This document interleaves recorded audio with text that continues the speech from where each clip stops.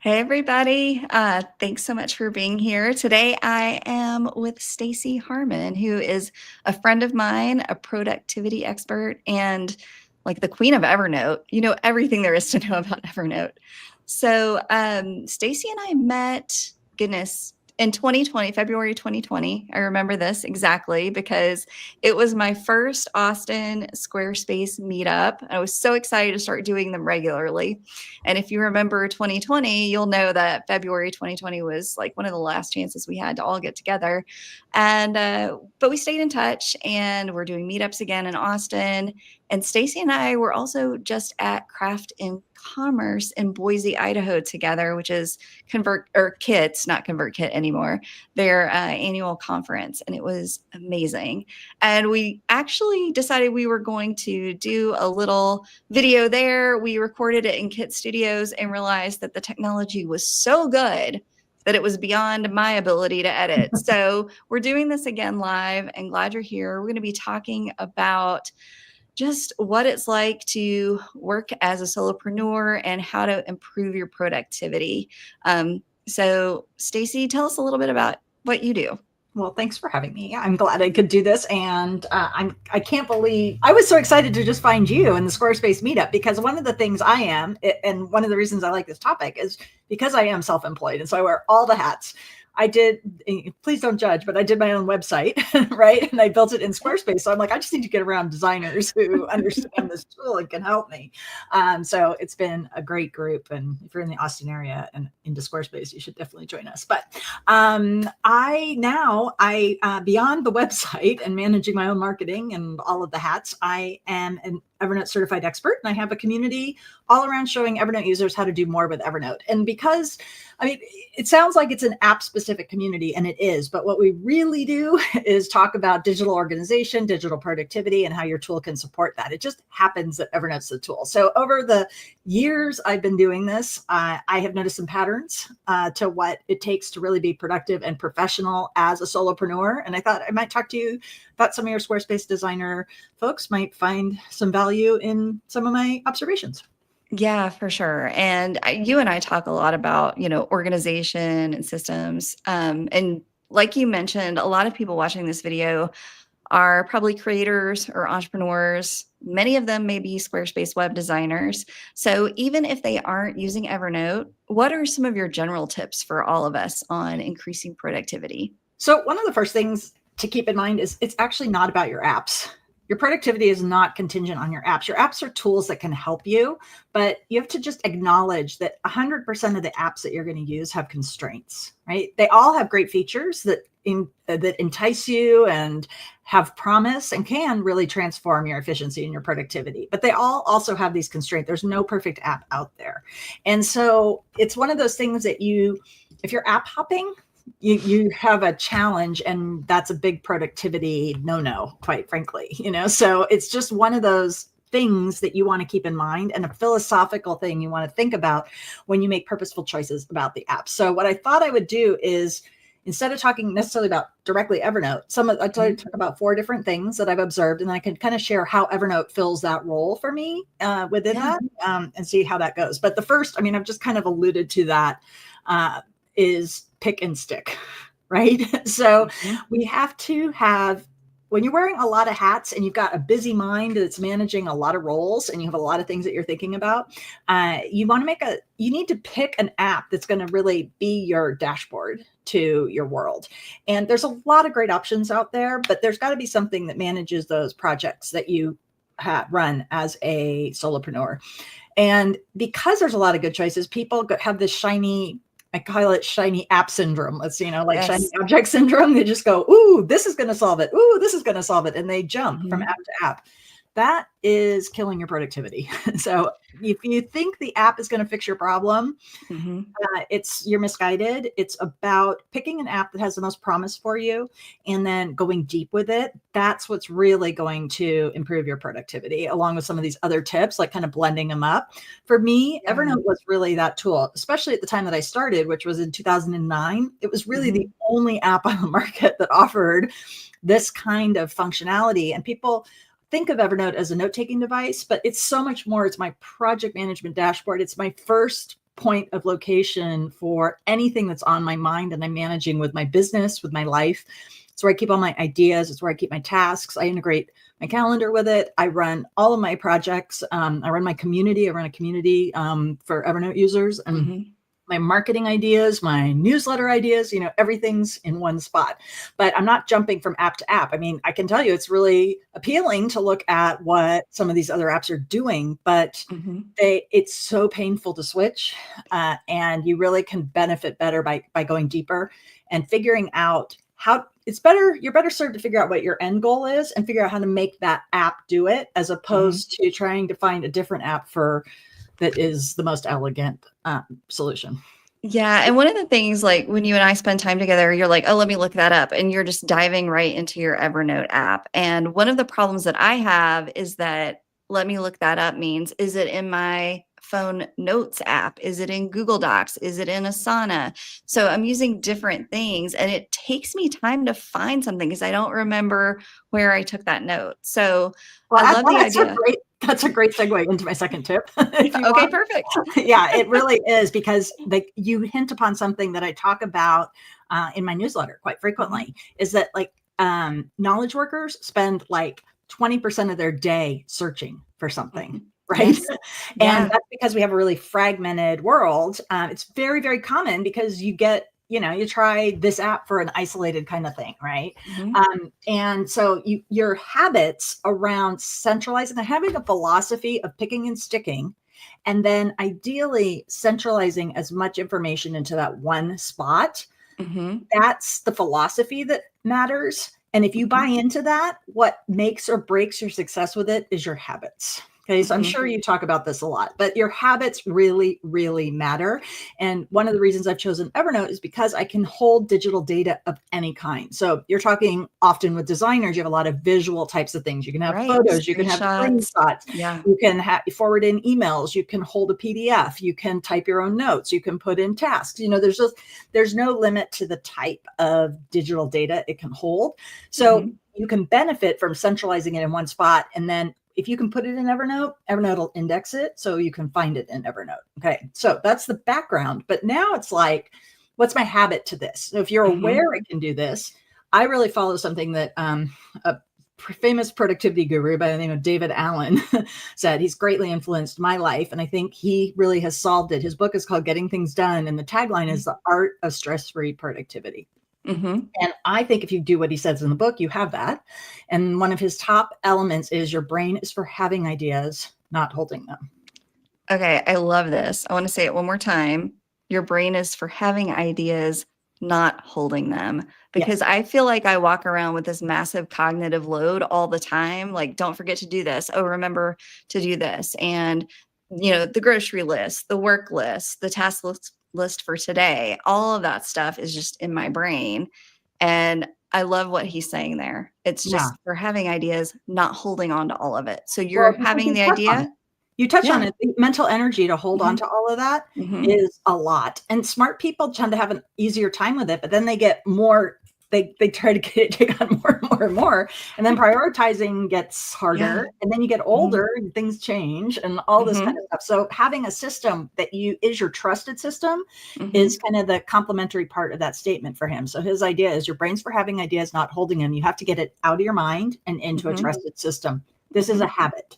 This is a habit. And smart people, and particularly self-employed people, are seeing inspiration everywhere. Everywhere. So you want to have a tool that's going to allow you the habit of capturing into a single place, right? So for Evernote users, I'm coaching them all the time on this. They might be comfortable with the web clipper and really love Evernote for that, but they're forgetting that they're taking photos on their camera roll when they see something, they see a sign that they like the design of, or, you're just out and about and you see a color palette you like, or something of that nature, right?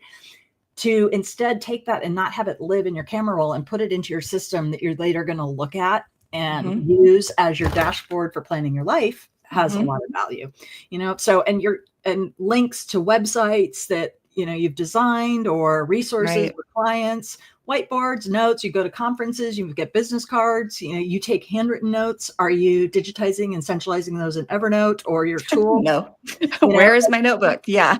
it's that kind of thing. And, picking Yeah. a tool like Evernote where it's indexing my handwriting in search is really valuable, because there's some people it's more powerful to write notes. I mean, I'm Right. into handwritten notes. I've got them right here. I always have paper. I'm not anti-paper. I'm Mhm. about the habit of getting that paper centralized so that I can find and actually take action on it. And I Mhm. also am in the habit of getting it out of my brain and into Evernote. So that's one of the top tips that people conceptually agree with, but we're working Mhm. on in the community over and over and over. Is like, it's a balance of, you have to understand the skill. You have to know Mhm. that like Evernote can capture an audio note and that you can Mhm. transcribe that in Evernote. Like, you have to know that, and you have to know how to Mhm. do it. Then you have to be in the habit of remembering when you're in a spot where you want to record something, to hit that audio Yeah. button in Evernote and get it into Evernote. So that's the skill of it, but it really is about your habit. So And that's it one. kind of comes back to your first point too, with, you're saying everything in there is searchable. So the transcripts, the handwriting, even, it all becomes something searchable. So you're not kind of switching gears and trying to find something. You know exactly where to look for it. You know what to search for. So Yeah. that saves so much time too. Well, it's the second point that I coach people on, and I Mhm. hinted this in my quick start guide. I actually talk about like the tool of the habits to not Mhm. only centralize but organize. Mhm. So one of the crutches that it is a problem that I see is people might get really good at centralizing, but then Yeah. how many of you are going like, oh, but when I look at Evernote, it's a mess, right? Yeah. So Yeah. search is a great crutch because it can, cut through all of that mess. But the truth Mhm. is that our brain really craves order. So at some point, you Mhm. need to get into the habit of organizing the notes that you capture in your account, whatever your tool is. Mhm. I'm sure you have there's you probably look at a few Squarespace sites and you're like, oh my gosh, look at all those pages, right? Yes. Like, it's the Yes. same kind of thing. You just get Mhm. comfortable with the tool, and then you go Mhm. wild. And if you don't spend any time actually organizing, you're going to struggle. So I often preach something I call the title and file habit, and this works across Okay. a lot of different devices. So let's just say you're getting great at capturing and you've got this Mhm. digital dumping ground, Mhm. and it still works for you because search is powerful. If Mhm. I challenge my academy members and people I talk to do what I call title and file 10 Mhm. minutes every day. So you have Mhm. to look at what you captured, you have to give it a meaningful title, and then you just have to place it in Evernote terms in a notebook. Okay. So Mhm. you get it out of your default notebook. And the analogy is this. So right above me here, I've got a shelf and I've got a physical inbox. And we Mhm. can all identify the fact that if I have a physical inbox and people are dumping stuff into it, if I don't file that stuff, Mhm. it's going to be overflowing and unproductive. I'm not going to be able to find anything. People don't Right. think that this happens in a digital world too. You have a default notebook. It's where stuff comes Mhm. in. It can't live there. It's not a Mhm. holding tank. It's a processing station. So you Got have it. to be in the habit of title and file. That's what I call it in Evernote. And Mhm. the more you can commit to doing this on a regular basis, the more organized your account and your life is going to be. It has all kinds of power, and it Mhm. very much maps to something David Allen talks about in terms of the 5 steps of mastering workflow. That's a construct that he has. And your inbox is for collecting, and then you need to reflect on what it is that you've collected and put it in a place where it maps to your priorities. So that Mhm. thinking isn't hard. You do it all the time and you do it really fast in your brain. But Mhm. I found that there's a little bit of a hole in people actually applying it in their technology. And so Yeah. having some thoughtful planning around doing that can be dramatically impactful in terms of your online organization and digitization and your priority management and the ability Yeah. to handle like multiple ideas. Like, from Right. helping thinking about what you need to tell the vet about your dog's conditions versus the client deliverable versus Squarespace just updated the app and now you got to learn how to do this, or did that break this code that you did, like all those things Yeah. come in at once. So having the ability to capture them and then organize them Mhm. is really around those two habits. Yeah, it almost feels like step 2 of the, your brain is for having ideas, not holding them. So you're getting them out of your brain. And then step 2 is like just getting them organized so that you can find them later. You know where they go. They're not cluttering up your mental or digital inbox. For sure. And Yeah. they have different priorities for you too. A lot of times you just capture something because you want to be able to find it 4 years down the road. Like the VIN number on your automobile. You just need it if it comes up. So but that's a very different level of action than you need to buy this at the store, or you need to get gas, or you need to follow up on the proposal you sent out, right? The timelines are different with that. So this habit of title and file helps you to stay in tune with those things and put them into places that map to the level of priority in your life. So it's a key habit. And 100% of the people that do not have organized accounts are guilty of this at some level.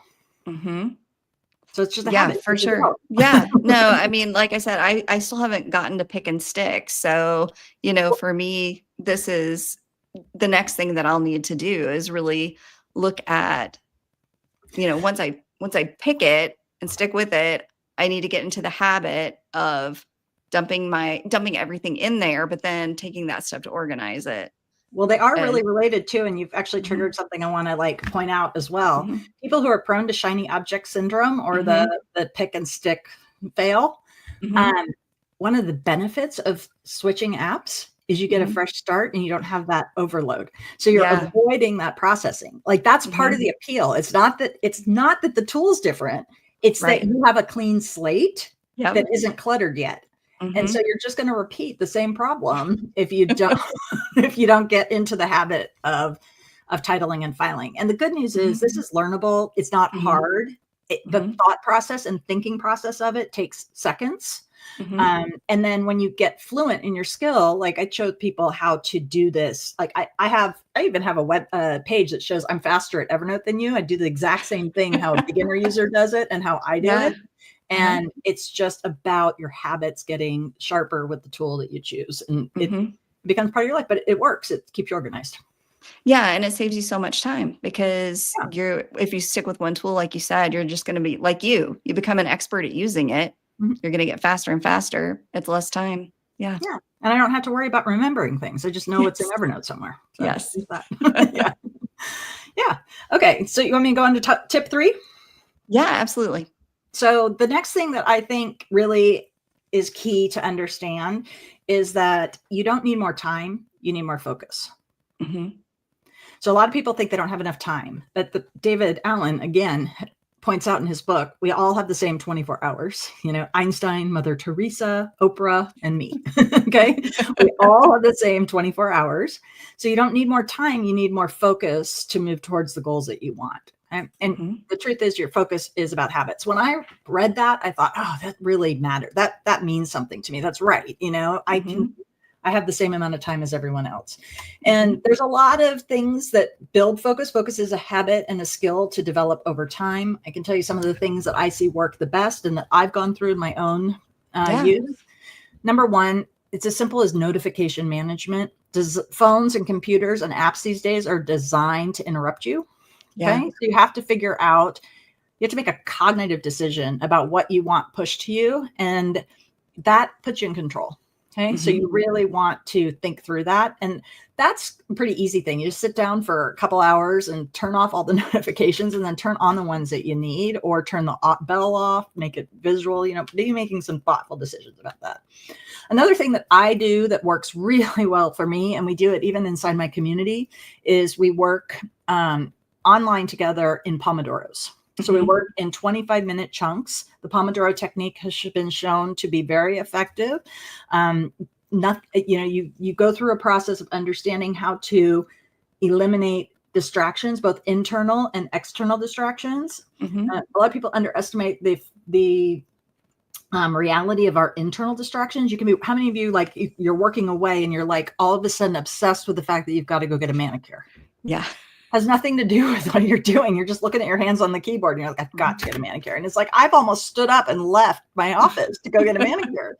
It's just an internal distraction. I need to just get that out of my head into my system, and then I'll title and file it later and make that a priority or not. Right.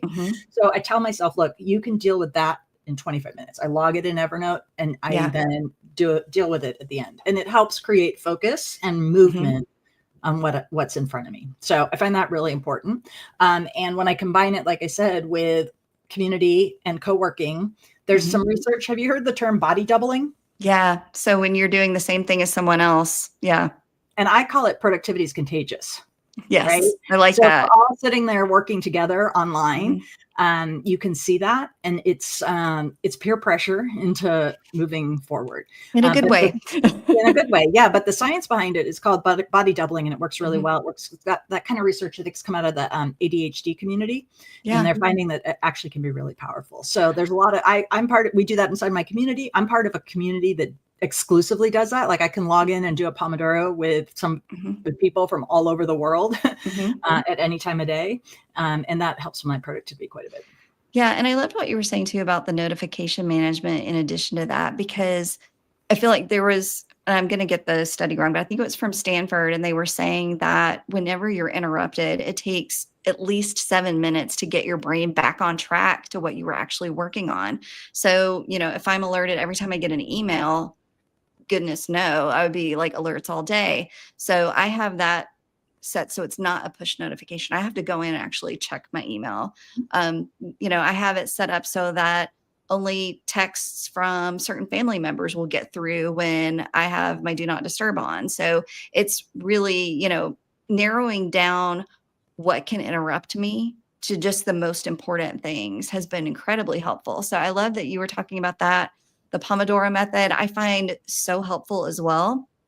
Just being able to know that there is a focused time and it's not crazy long. I just have to focus for 25 minutes, get things done, and then I get a break. So that's really helpful for me too.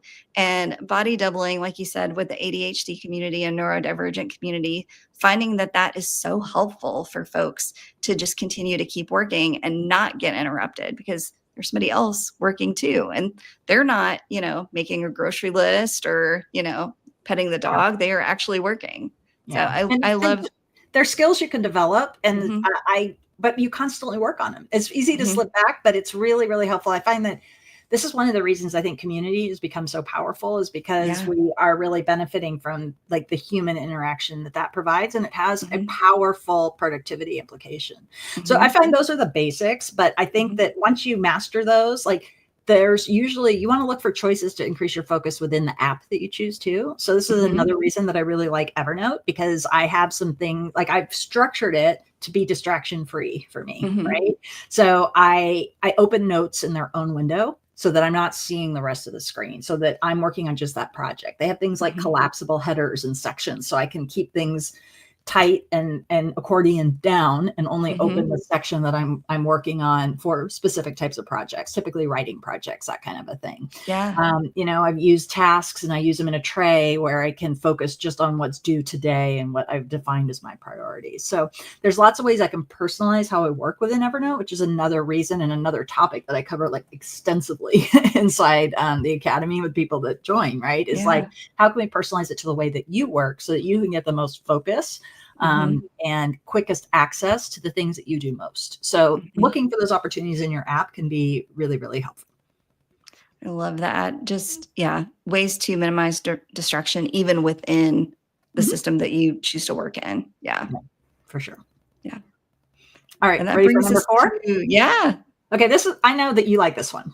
This is my favorite of all of them, because I feel like this is the one that I do the most well out of all of these. So, So this is like system. So we are very aligned in this. Is probably one of the reasons that we have so much fun just chit-chatting. Okay. It's like we're always talking about systems. I know you have like a whole playbook around it, right? I do. Yeah. So my favorite system is my system for working with clients when I do custom website builds. And so many people have asked me about that over the years that I turned it into a course, the Web Designer's Playbook. So it's like every system in working with a client throughout a website build, all the emails, every step of the process, it's all detailed and laid out for you. So it's really for people who are newer to web design and working with clients who want to start off with some structure, or people who have been working with clients but feel like it's kind of all over the place.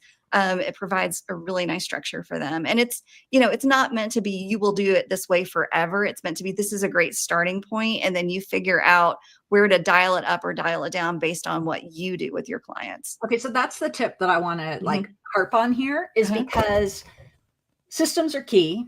Everybody nods their heads when you say that. Yeah. Implementing them is hard. And what I've observed over the years of coaching people on this is they want the right and perfect system right out of the gate. Yeah. Right. So when you get something like Christy's course, you have a great template that starts, that's really specific to your workflow and use case. But even if you go and get that, you have other things that you're doing that aren't included in her in her process that you use as a basis. So how do you get that perfect template and that perfect system for other things? And this is the thing that is so hard to get people to give up on, but it's the key to unlocking this. This is an iterative process. Yes. And when you embrace that it's messy to start, it's freeing. It does not have to be right. It's going to evolve. It evolves every single time. So the mistake I see people making is they try to make the perfect SOP or the perfect template right out of the gate. I just accept that that's impossible to do. You're right. Even if you've done the process a zillion times, as you start to log and write it down, it changes. Okay. Right. So the tip is just start logging it, get it out of your brain. We talked about this earlier, and then you update it as it goes. And then your tool can really help you here is understanding how, like, I love Evernote for this. They have an amazing template feature where it's really you can define any note as a template. So I have a new process. I have a new newsletter writing and production process, right? I'm just jotting down those things as checklist items, and I'm making my best guess as I'm actually implementing it. And then I'm saving that as a template. Next time I go, I'm duplicating that. If it changes, I'm going back to the template and I'm updating the template. Super simple, so that the next time it's there. It's an iterative process. That's how it goes. And, trying to follow your own instructions, if you can't do it, then you haven't developed a good enough process yet. You just keep refining it so that somebody else you can delegate it, push it down, or make your own life easier. I think we've talked about this example before, Christy. I mean, it's not just business systems, it's my own life systems. I don't need a packing checklist to appropriately pack. I know what to pack. But because I have a checklist, because I have a checklist, I can push it off to the last minute and I can pack faster. Okay.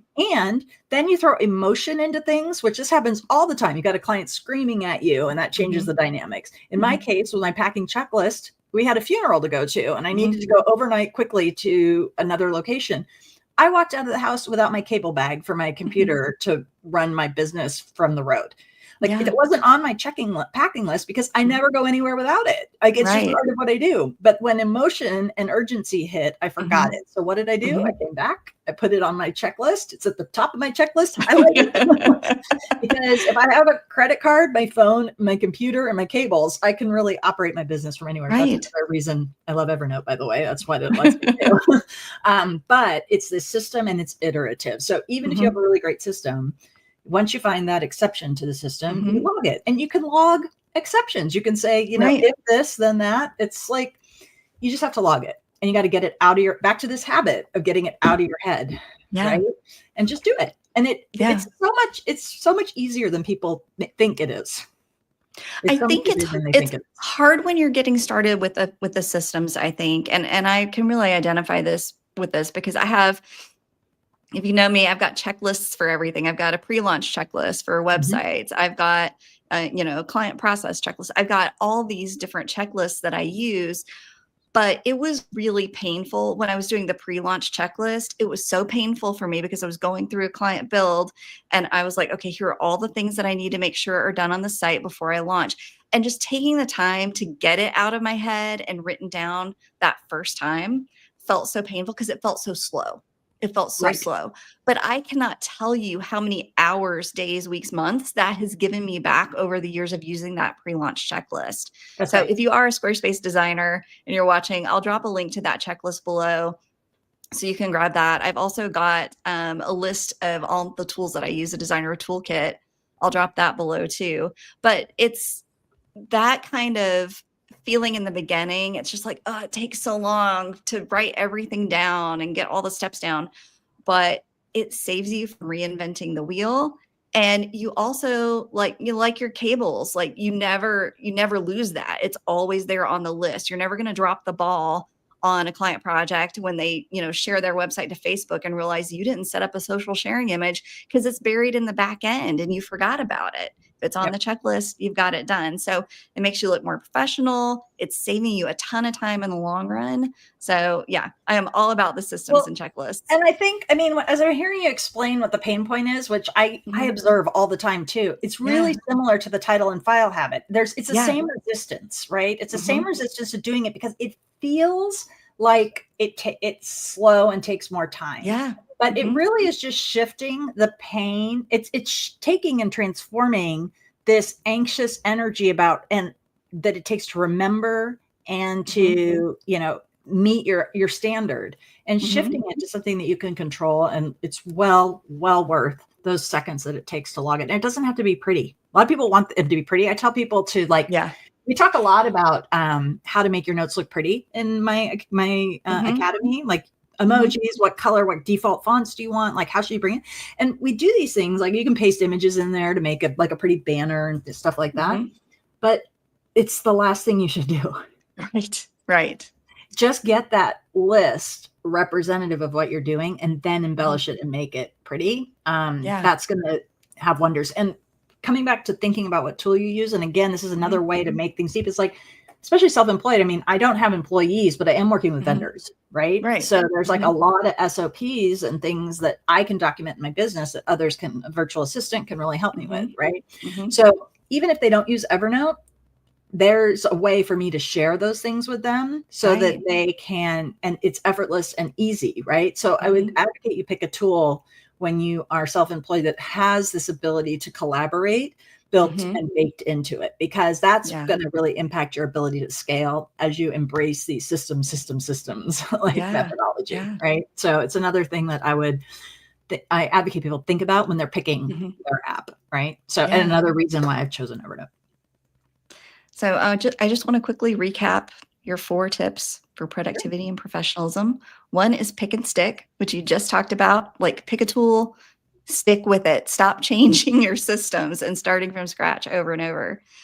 2, your habits matter. And this quote, your brain is for having ideas, not holding them. Love that, by David Allen. 3rd is focus. We all have the same 24 hours in the day. You don't need more time. You need more focus. And finally, systems. It's an iterative process. Take the time to get it down. Don't worry about making it exactly right the first time. Just keep going back and improving, and eventually it's going to save you tons and tons of time going forward. Now, Stacey, you've mentioned Evernote a ton, and it is a really cool tool. You have a quick start guide for us? I do. Yes. So I'll share the link where if you, no matter what your level, it covers the 6 tips that I see people need to really embrace in order to get the most out of the tool and head down the right path. So it covers a couple of the things we talked about today, but also some specifics about how to organize in Evernote, for example. And they have a great, if you're committed to Evernote, you can download the free plan and kind of go deep with all the features for a set period of time before you decide to upgrade or not. And that's a great way to kind of play with it and see if it's going to be the right tool for you to pick and stick with, but certainly if you, if you're already a power user, you'll still get a lot out of the quick start guide, and it gets you onto my weekly newsletter where I share kind of what's current with Evernote as well. Perfect. We'll drop a link to that in the description below. Stacey, this has been so helpful. Thanks so much for coming on and sharing your tips. I always love talking to you. Ditto. Thanks for having me. Yeah.